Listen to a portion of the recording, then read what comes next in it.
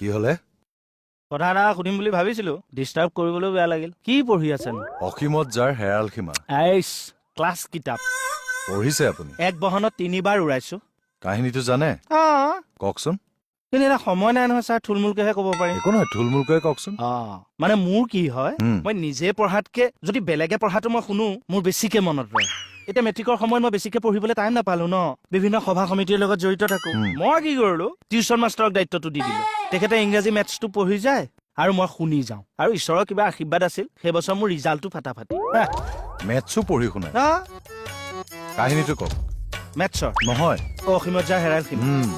কৈ দিলে আপুনি ইণ্টাৰেষ্ট নাপাব নহয় পঢ়িবলৈ। মই আকৌ কৈ দিলেহে ইণ্টাৰেষ্ট পাওঁ। কি কয়? মোৰ আকৌ ওলোটা।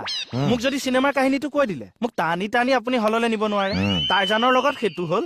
এতিয়া টাৰজানে কি পিন্ধে বুলি যদি মোক সোধে, মই একো ক'ব নোৱাৰো। বাদ দিয়ক, সেইটো বাৰু ক'ব নালাগে। এইটোৰ বিষয়ে কওক। According to the book. Novel.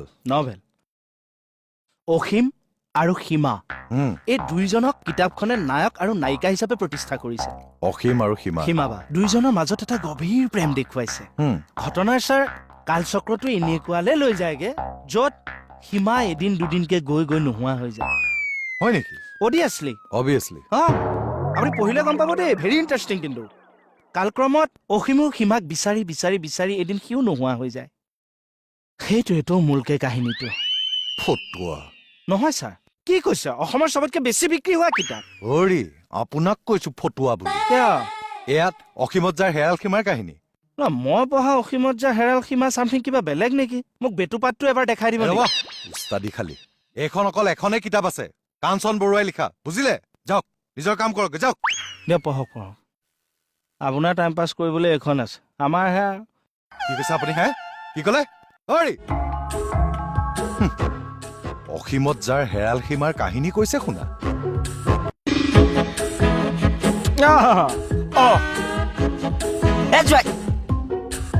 তুই বাৰু মানুহটো ফটুৱা নেকি? ৰাস্তাৰ মাজত কৃষ্ণ এয়া সন্মান কৰিছে, মই ওলোটাই সন্মান কৰো। জয়, লাজ পেলাই নহব নহয়। ফটুৱান্তিৰ কাৰণে তোমাক মই ফটুৱা বুলি কৈছো। কি কৰিলো মই? এই গিফ্টৰ নামত তুমি কি বান্ধি পঠিয়াইছিলা? জয়, পলালে নহব নহয়। পুলিচ বিলাক তাৰমানে কৃষ্ণ পাগল। পুলিচ পাগল নহয়, পুলিচক খবৰ দিয়া এই মানুহজনী পাগল। হ'ব পাৰে। আমাৰ মনিবৰ কথা কৈছে। কি? তাৰমানে মোৰ ঘৈণী পাগলী? পইচা ভালকে বুজাই দিয়কচোন চা। কেছটো ক। পইচা মই বুজাই আছো হা। তই নালাগে, তই যা, এখেতে কওক। ভালকে কেছটো মই দেখিছো, মই বুজাই দিওঁ। পিঠিত তাবলা ধুন উঠাও ৰহ। কেছ ক।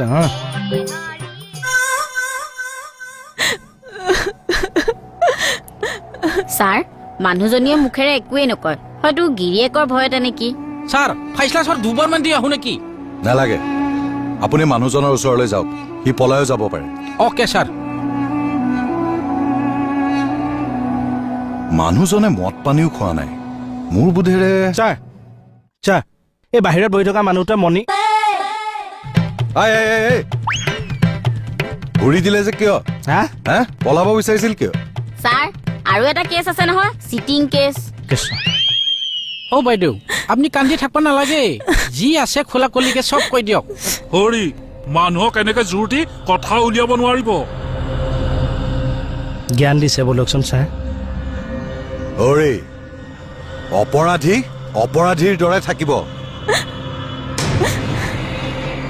এনেকে মহিলাৰ ওপৰত অত্যাচাৰ সহ্য কৰা নহব, কৈ দিলো। বস্তু তই আমাৰ থানা গেটটো মাৰি থ। ঠিক আছে।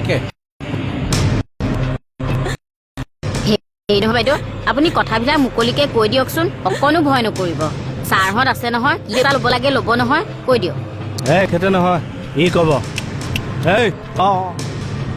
কওক ভালকে।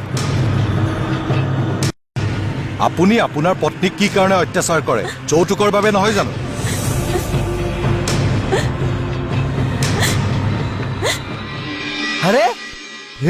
দ্বিতীয় সময়ত কোনোবাই তালা মাৰে নেকি? কে দেখোন তালা মাৰিব দিছি।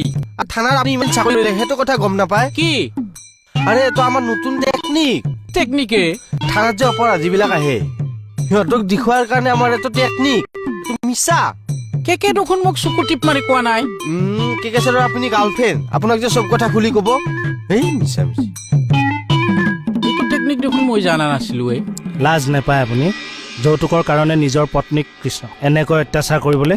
কোহ বন ছিঙি পিতৃ মাতৃক সকলো সম্পৰ্ক ত্যাগ কৰি এগৰাকী ছোৱালী স্বামীৰ গৃহলৈ গুচি আহে, তাৰ পিছতো আপোনালোকৰ লাজ নালাগে এইবোৰ কৰিবলৈ? আপুনি জানেনে আপুনি কিমান ডাঙৰ ক্ৰাইম কৰিছে? IPC 498 এৰ মতে আপোনাৰ 3 মাহ জেল হ'ব, তাৰ পাছতহে বিচাৰ প্ৰক্ৰিয়া আৰম্ভ হ'ব। ছাৰ এখেতক ক্ষমা কৰি দিয়ক ছাৰ, মই ঘৰত এখেতে বিচৰা 50,000 টকাটো আনি দিম, এখেতক জেললৈ নপঠিয়াব ছাৰ। দেখিলেনে, দেখিলে ইমানখিনি কষ্ট সহ্য কৰিও তেওঁ বিচৰা নাই আপুনি জেললৈ যোৱাটো। এয়াই হৈছে পত্নী। অসমখনক আমি অসমীয়াই বুলি কওঁ, ভাৰতক ভাৰত মাতা, তাৰ পাছতো যদি আমাৰ দেশতে নাৰীৰ এইটো অৱস্থা হয়। দুৰ্গা, কালী, সৰস্বতী, লক্ষ্মী আইক আমি পূজা কৰো, কিন্তু বাস্তৱত মহিলাসকলক এই অত্যাচাৰ কৰো। আমি পশুতকৈ অধম হয়নে নহয়? আজি আন্তঃৰাষ্ট্ৰীয় নাৰী দিৱস, এই পবিত্ৰ দিনটোত এগৰাকী নাৰী থানালৈ আহিছে কেছ দিবলৈ। আৰু এইবোৰ পাতি কি লাভ?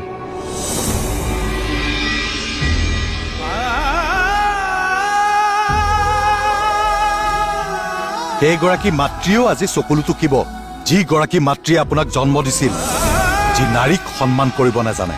ছাৰ ছাৰ মোক ক্ষমা কৰি দিয়ক, মোৰ ভুল হৈছে ছাৰ, প্লিজ মোক ক্ষমা কৰি দিয়ক। ক্ষমা ক্ষমা বিচাৰিছে যদি এইগৰাকী নাৰীৰ ওচৰত গৈ ক্ষমা বিচাৰক, যিয়ে নেকি সকলোখিনি ত্যাগ কৰি নিজৰ সংসাৰখন চলাই আছে, মমবাতিৰ দৰে নিজে গলি গলি সংসাৰখন পোহৰাই তুলিছে। যাওক যাওকচোন, যাওক, চাই থাকিব নালাগে। মোক ক্ষমা কৰি দিয়ে ৰাণী, মই পাপী, মহাপাপী। অন্ততঃ এবাৰ মোক প্ৰাশ্চিত্য কৰিবলৈ তুমি সুযোগ দিয়া ৰাণী, প্লিজ নাকান্দিব।